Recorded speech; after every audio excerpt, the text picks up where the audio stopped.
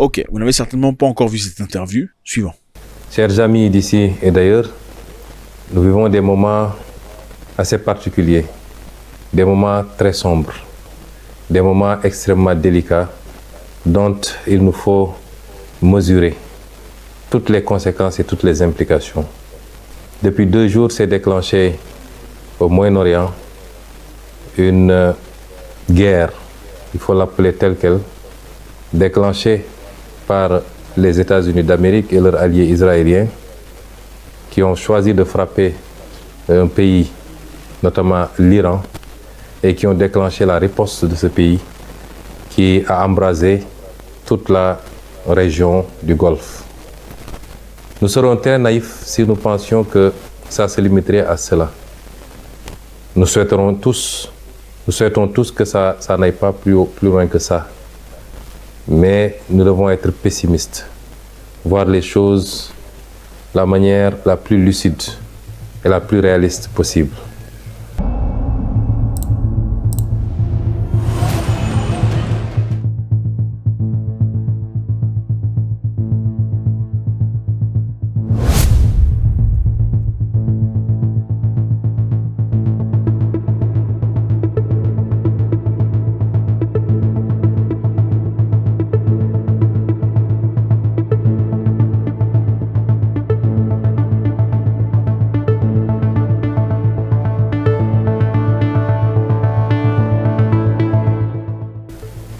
Des frappes ont été opérées, une réaction s'est déclenchée qui peut entraîner d'autres réactions avec d'autres acteurs qui vont entrer dans le conflit et peut-être des ramifications qui dépasseront cette partie du monde.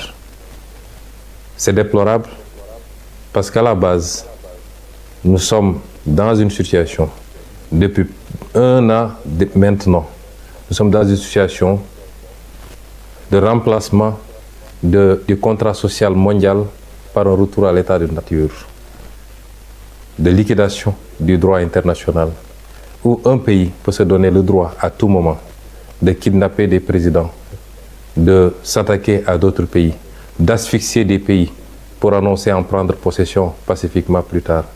Un pays sans résolution ni mandat des Nations Unies peut décider de frapper d'autres pays, de tuer, d'assassiner, il faut le dire tel quel, leurs dirigeants.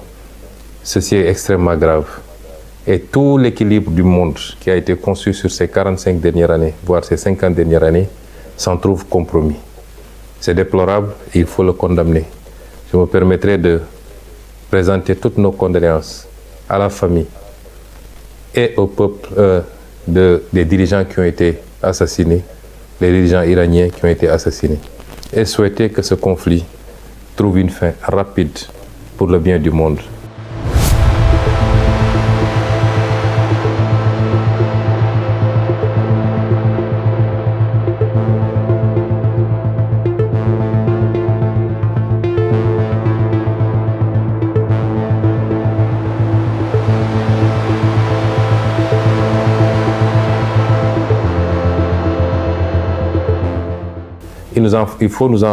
Il nous faut mesurer toutes les conséquences de ce conflit, qui dépasse le simple aspect militaire.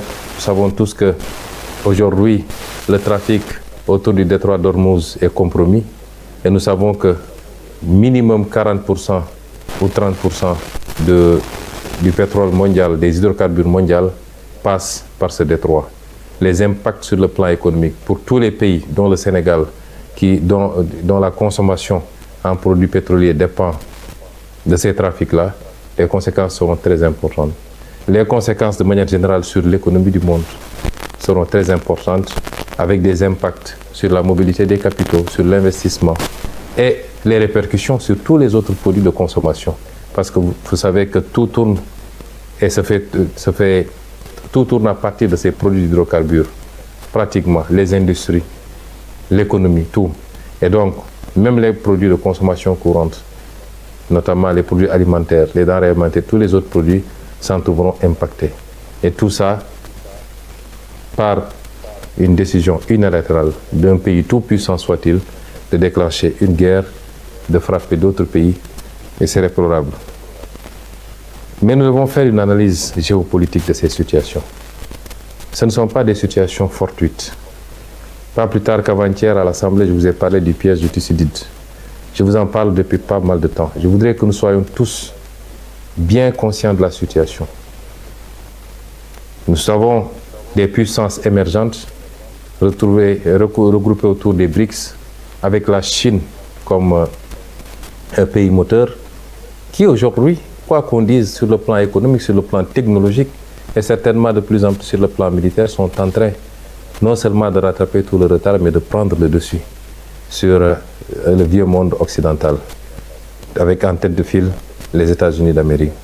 Et tout ce que vous voyez, c'est des réactions de ce pôle, et particulièrement des États-Unis, qui ont peur de perdre cette primauté qu'ils ont eue pendant longtemps, cette domination écrasante sur tout le reste du monde.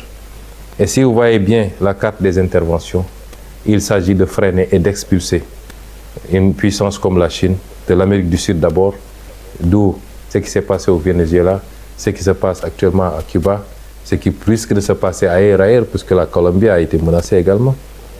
C'est ce qui se passe actuellement au Moyen-Orient, où il faut couper effectivement toutes les connexions de ces pays avec la Chine, avec la Russie et peut-être avec d'autres pays des BRICS, et leur approvisionnement en produits d'hydrocarbures.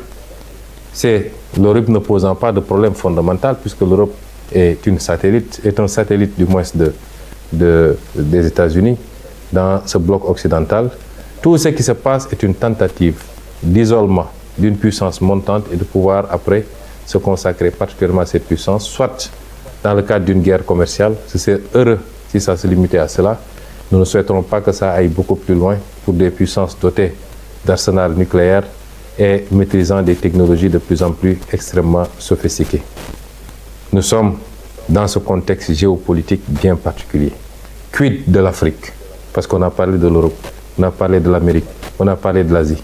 Et comme d'habitude, il est très difficile de parler de l'Afrique, puisque les Africains n'ont jamais pris la responsabilité pour comprendre les enjeux et comprendre qu'ils n'ont pas d'amis, ils n'ont pas de parents et qu'ils doivent compter sur eux-mêmes par les réformes qu'il faut, par le règlement d'un certain nombre de contentieux ou de conflits inutiles, par la stabilité, mais surtout par le travail, se mettre au travail. Nous sommes le continent qui n'existe pratiquement pas sur la carte géopolitique, mais qui semble être la seule à l'ignorer. Et nous sommes là encore dans des débats secondaires qui n'apportent rien au monde, qui n'apportent rien à l'Afrique, et qui ne rapportent rien à nos pays plus individuellement. Cette Afrique-là, qui n'est jamais sortie sous le joug de la colonisation. Parce que ce qui se joue actuellement, c'est une forme de réitération par certains empires de volonté coloniale. La colonisation, elle n'est pas seulement physique, même si ici on est sur le terrain physique, elle est aussi cette possibilité d'imposer ses vues, ses desiderata à tout le monde et continuer à dominer le monde, à le contrôler et à ne prendre les autres comme des vassaux ou des satellites. Ça, c'est une forme de colonisation. L'Afrique n'est jamais sortie de cette colonisation. Et je m'en veux pour preuve que ce que les d'aucuns appellent la néocolonisation, par les monnaies coloniales, par le pillage des ressources naturelles, mais également par la dette injuste imposée à l'Afrique, les conditions extrêmement délicates d'accès à ces crédits et tout ce que ça fait porter comme poids à l'Afrique. L'Afrique n'est jamais sortie de cela. Et les vrais combats, ils sont là. Et c'est ça notre combat, nous. Malheureusement, quelquefois, moi personnellement, j'ai l'impression d'être assez isolé dans ce combat, y compris ici, dans notre pays au Sénégal, et maintenant qu'on est au pouvoir. Et c'est ces enjeux-là que nous devons comprendre. Que je veux que chaque militant et chaque militante comprennent que notre combat dépasse les débats futiles et inutiles sur des combines et des manipulations politiciennes. Faites-moi savoir ce que vous en pensez, c'est toujours avec beaucoup de plaisir. Qu'est-ce qui vous a marqué le plus dans ce discours ?